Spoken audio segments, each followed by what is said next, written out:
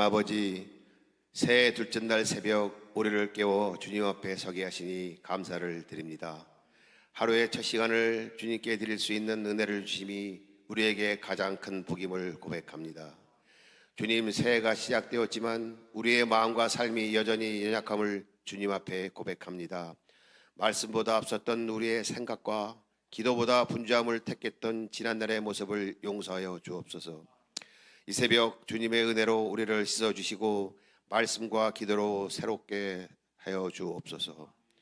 주님, 2026년을 살아가며 우리의 뜻이 아니라 하나님의 뜻을 먼저 구하게 하옵소서. 형편과 감정에 흔들리지 않고 말씀에 굳게 서는 믿음을 우리에게 허락하여 주옵소서. 쉬운 길이 아니라 옳은 길을 선택하게 하시고 보여주기 위한 신앙이 아니라 주님 앞에서 정직한 신앙으로 살아가게 하옵소서. 이 새벽에 이 새해에 우리의 마음을 새롭게 결단합니다. 기도의 자리를 지키게 하시고 말씀을 가까이 하며 사랑과 용서로 이웃을 대하게 하옵소서. 말로만 믿는 신앙이 아니라 삶으로 복음을 드러내는 한 해가 되게 하옵소서. 주님, 이 시간을, 이 교회를 주님의 은혜의 터 위에 세워주심을 감사드립니다. 수많은 기도와 헌신 위에 세워진 공동체의 힘을 잊지 않게 하시고 새해에도 서로 돌아보며 세워주는 교회가 되게 하옵소서. 우리 각 사람이 교회의 지체의 힘을 기억하며 기쁨으로 섬기고 함께 짐을 지는 공동체가 되게 하옵소서. 오늘 하루의 삶도 주님께 맡겨드립니다. 우리의 가정과 일터, 만남과 선택의 순간마다 주님의 지혜와 평강으로 인도하여 주옵소서. 바쁜 일상 속에서도 주님을 기억하게 하시고 작은 일에도 하나님 나라를 생각하며 살아가게 하옵소서. 아멘. 이 새벽에 드린 우리의 각오와 기도를 주님께서 기쁘게 받아주시기를 소망하며 우리의 시작과 끝이 되시는 예수 그리스도의 이름으로 기도드립니다. 아멘. 이 시간 우리 하나님 말씀을 우리 한번 보겠습니다. 오늘 창세기에서 한번 보겠습니다. 창세기 43장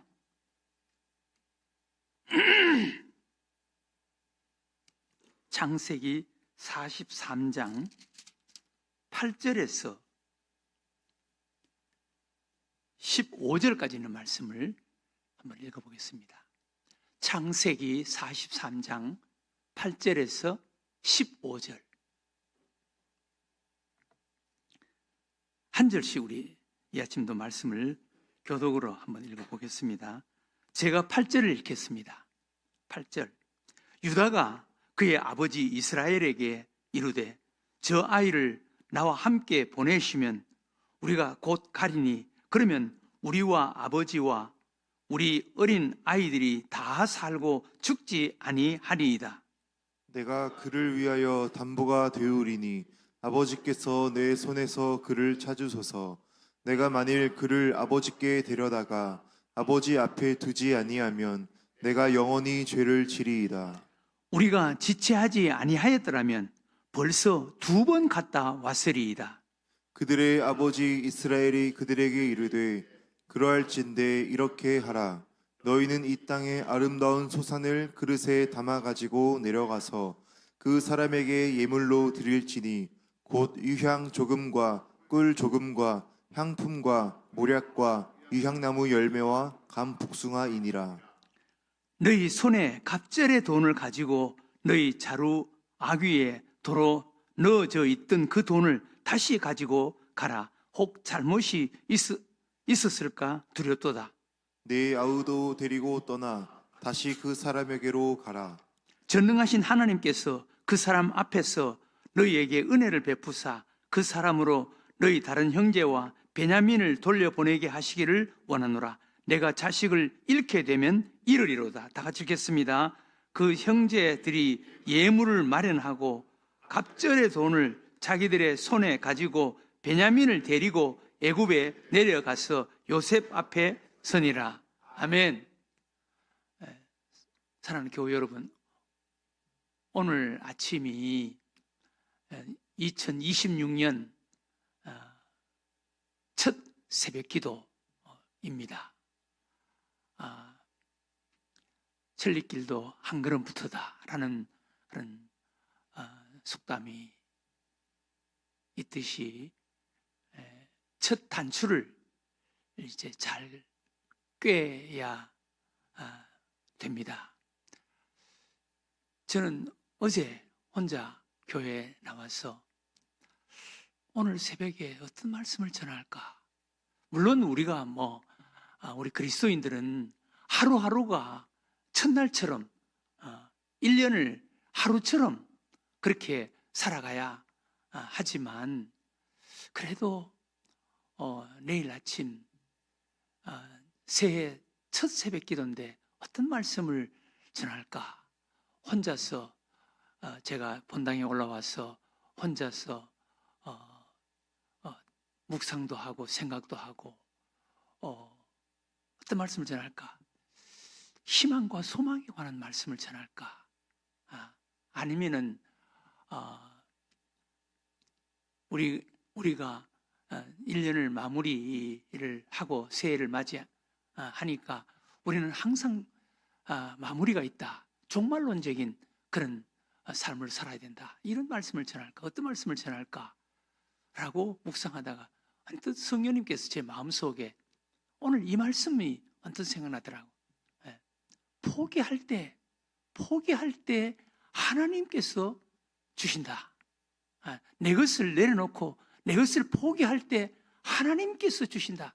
이 말씀을 전해야 되겠다. 오늘 우리가 읽은 말씀, 여러분 중간쯤에서 읽었기 때문에 금방 여러분들의 마음 속에나 또 아니면은 생각 속에 이게 무슨 말씀이다 라는 것이 금방 확 들어오지 않을 거예요. 이 사건이 어떤 사건이냐 하면은 지금 7년 흉년을 맞이하고 있는 중입니다.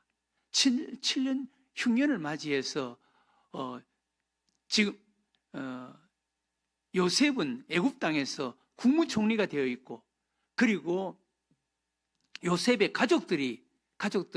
요셉의 아버지 야곱, 그리고 요셉의 위에 형들, 요셉의 가족들이 흉년을 만나서 큰 어려움을 겪고 있는데, 첫 번째로 애굽 땅에 곡식이 많이 있다 라는 소리를 듣고 요셉의 형들이 애굽 땅에 내려와서 요셉, 그 당시에는 흉년이 들어서 전 세계의 사람들이 먹을 것이 없어서 죽게 되는 이런 상황이기 때문에 요셉의 지혜로 애굽 땅에 7년 풍년 기간 동안 애굽 땅에는 곡식을 많이 주장을 해놨거든요. 그러나 앞으로 7년 동안 흉년이 있기 때문에 요셉은 그걸 알기 때문에 그 7년 풍년 동안 저장해놓은 그 곡식을 막 아무렇게나 사용하지 않는다고, 아무렇게나 그것을 낭비하지 않는다고요. 그래서 총리인 요셉의 허락하에만 그 곡식을 창고에 보관한 그 곡식을 팔 수도 있고 내놓을 수도 있는 것입니다. 그래서 요셉의 형들이 애굽에 내려와서 요셉에게 가서 총리의 허락을 받고 곡식을 사서 이제 집으로 올라간 거예요. 그런데 그의 형들은 총리가 요셉인 줄 꿈에도 생각하지 못했습니다. 그런데 요셉은 가나안 땅에서 곡식을 사러 온 그 사람들이 자기 형들이라는 것을 알았습니다. 그래서 요셉이 그 자기 형들을 시험해 보기 위해서, 아직까지도 형들이 그렇게 못된 마음을 가지고 있는가, 아버지를 잘 섬기고 있는지 시험해 보기 위해서 요셉이 이렇게 이야기를 합니다. 막 이것저것 물으니까 형들이, 사실 우리는 12형제들인데 아직도 아버지가 살아 계시고 우리가 첩자가 아닙니다. 그러면서 요셉에게 다 이야기하는 거예요. 우리는 12형제가 있는데 그 중에 막내는 베냐민이고, 그리고 요셉이라고 아들이 있는데 그 아들은 사실 짐승에게 물려 죽었습니다. 몇 년 전에 죽었습니다. 근데 아버지가 아직 살아 계시고 하는 자기 가족들의 이야기를 다 하는 거예요. 요셉이 그러면은 너희들이 말한 것이 사실인지 내가 확인을 한번 해보겠다. 그러면서 요셉의 그 형 중에 시몬이라는 형을 거기에 이제 볼모로 잡아놓고 너희가 말한 것이 사실인지 아닌지 확인하겠다. 그러면서 너희들의 막내 베냐민을 데리고 오라. 그러면은 이 너희들 형제 중에 이 시몬이라는 이 볼모로 잡혀있는 이 사람을 풀어주겠다라고 하면서 그 형들을 돌려보낸 거예요. 돌려보내면서 그 곡식 자루에 그들이 이 곡식을 사러 온 돈까지 그 곡식 자루에 넣어서 돌려보낸 거예요.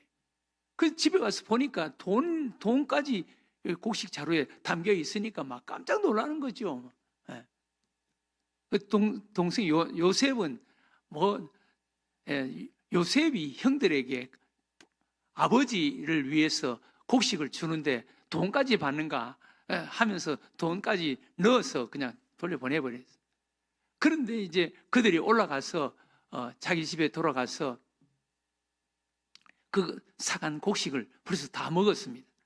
그런데 시몬이 지금 볼모로 잡혀 있고 그 형들이 이 동생 베냐민을 데리고 와야 그 시몬을 풀어준다라고 했습니다. 그러면서 그 형들은 동생 베냐민을 데리고 가야 된다. 빨리 데리고 가서 확인을 시켜야 된다. 그렇게 이야기를 하는데 아버지 야곱은 베냐민은 절대로 내놓지 않겠다는 거예요. 베냐민 데려가면은 베냐민까지 죽게 된다. 그러면서 베냐민은 못 데려간다라고 아버지가 고집을 부리는 거예요. 그러면서 갈등하다가 계속 다투고 양식은 떨어지고 먹을 것도 없고 하는 이런 상황까지 된 거예요. 그때 요셉의 그 형 유다가 자기가 희생하는 것을 이야기하는 거예요. 여기 오늘 아침에 우리가 읽은 말씀에 보면은 8절에 보면은 8절 9절에 보면은 이렇게 이야기합니다. 유다가 그의 아버지 이스라엘에게 이르되 저 아이를 나와 함께 베냐민을 말합니다. 나와 함께 보내시면 우리가 곧 가리니 그러면 우리와 아버지와 우리 어린 아이들이 다 살고 죽지 아니하리이다. 내가 그를 위하여 담보가 되오리니 만약 베냐민을 거기 붙잡아 둔다면 내가 대신 담보가 되겠습니다. 내가 대신 죽겠습니다.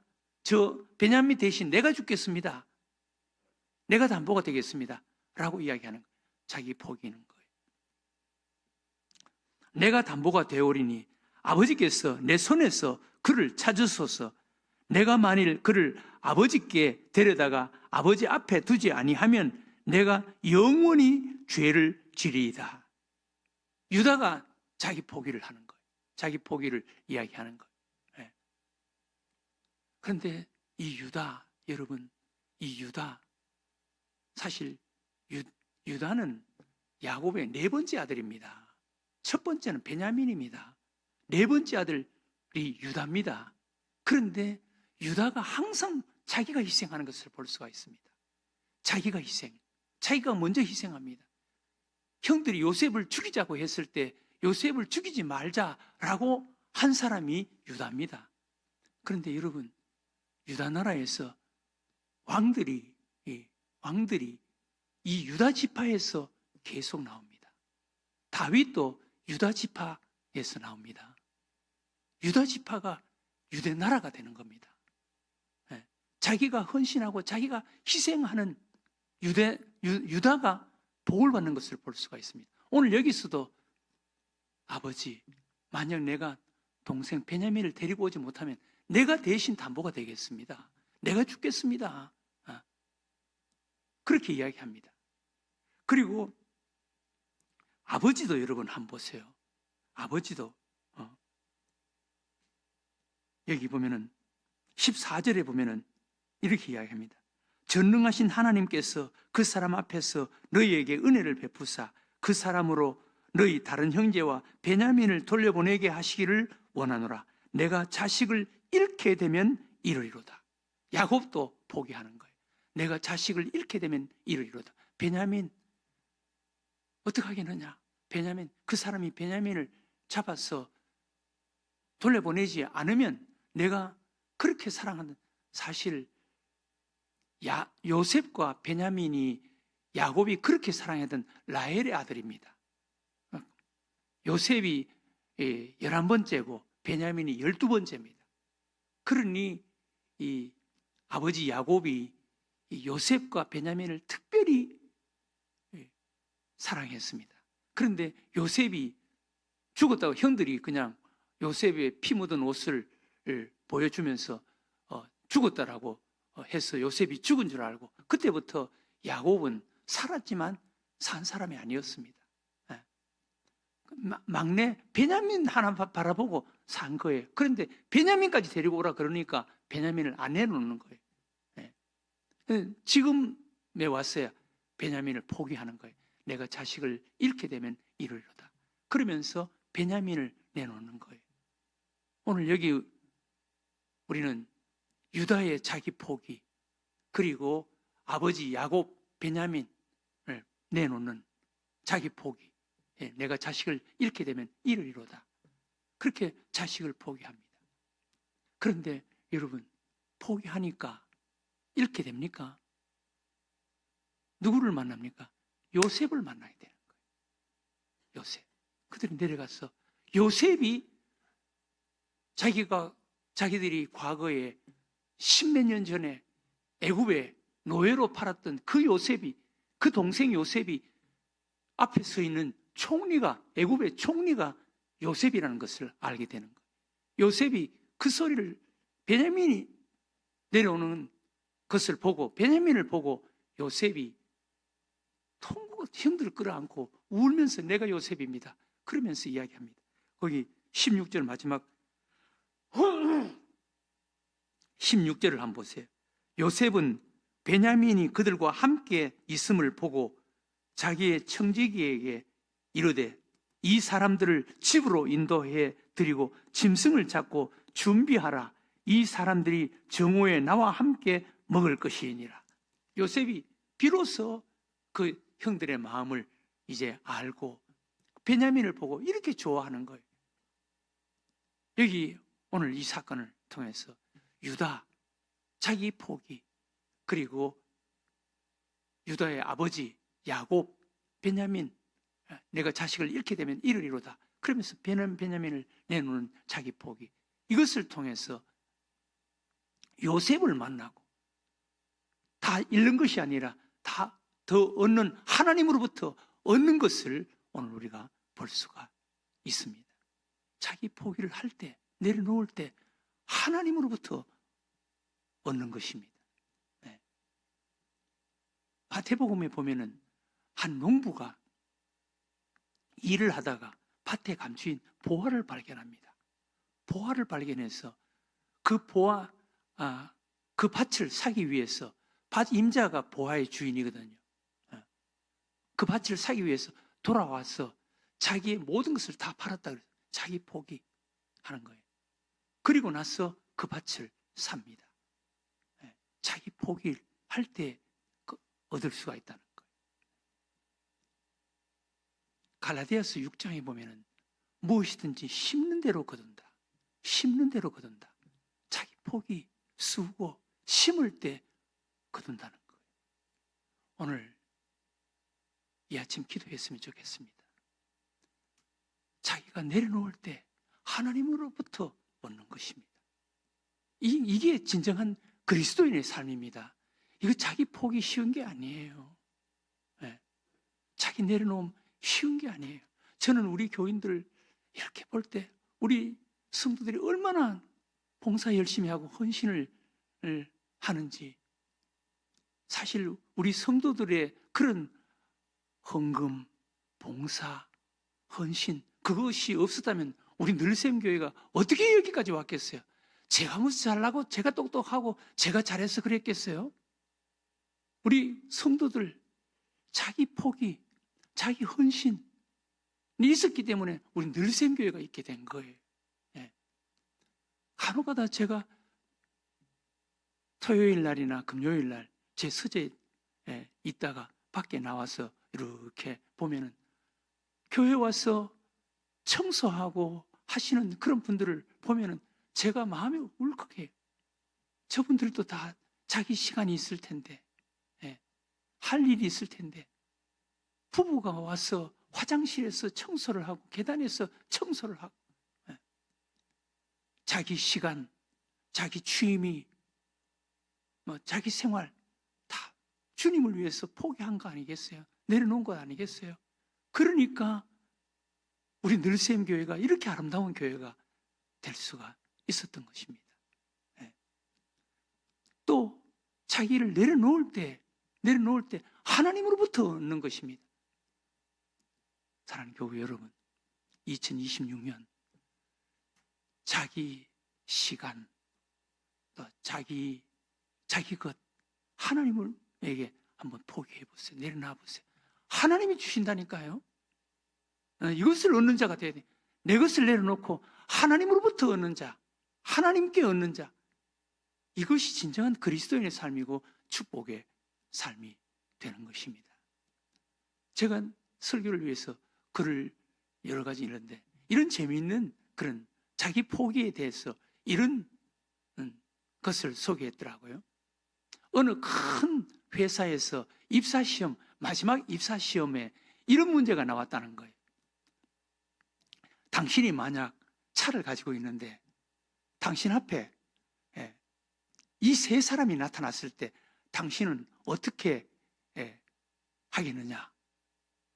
라고 하는 그런 질문이 나왔다는 거예요. 당신의 그 자동차를 누구에게 주겠느냐? 첫 번째, 병원에서 환자가 기다리고 병원에 가야 하는 의사. 두 번째, 당신의 자동차 키를 누구에게 주겠느냐라는 질문입니다. 병원에서 환자를 기다리고 있는 의사.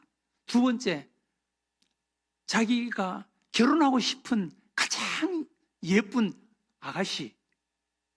두 번째는 응급 환자. 이 세 사람이 당신 앞에 있을 때 당신의 자동차 키를 누구에게 주겠느냐? 당신의 자동차 키를 줄 수가 있겠느냐? 라는 그런 문제였다는 거예요.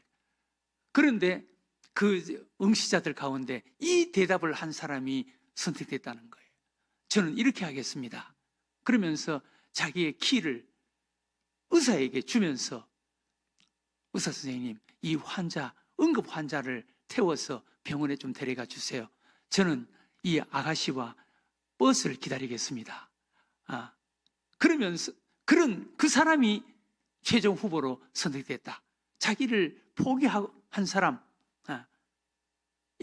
그 사람이 최종적으로 그 회사에서 뽑혔다라는 재미있는 글이 있더라고요. 사실 있었는지 없었는지 잘 모르겠지만 어쨌든 자기를 내려놓고 자기를 포기할 때 모든 것이 주어진다라는 그런 의미의 글이었습니다.